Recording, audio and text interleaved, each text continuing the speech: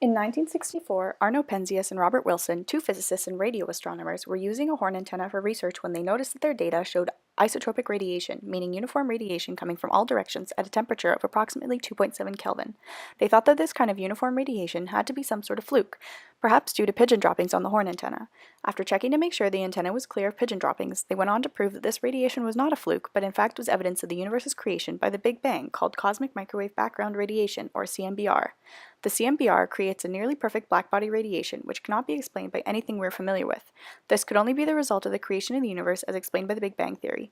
Our universe began as a dense, hot, primeval fireball, which began to expand over time. This caused the temperature to drop to around 3000 Kelvin.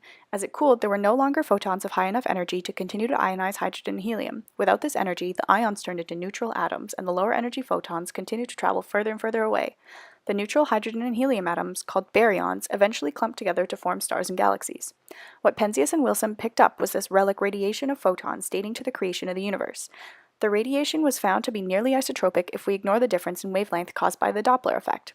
Because our cluster of galaxies is moving at around 600 kilometers per second, there's a blue shift in the direction it is moving, so the wavelength is shorter and hotter, and larger and cooler behind us. If our galaxy was stationary, there would be no temperature difference in the CMBR, further proving the isotropy. Since the initial discovery, George Smoot and John Mather created a differential microwave radiometer, or DMR, which can measure the difference in microwave power between two points that are separated by 60 degrees. The DMR was launched on board the Cosmic Background Explorer, also known as COBE, in 1989. The DMR aboard COBE reported temperature differences between points, which were identified as CMB anisotropy.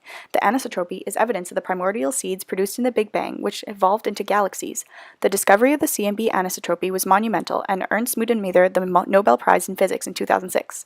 Wilson and Penzias' fluke discovery of the CMB was hugely important to astronomy and the world because it provided actual evidence of the Big Bang theory and led to the discovery of the primordial seeds of galaxies.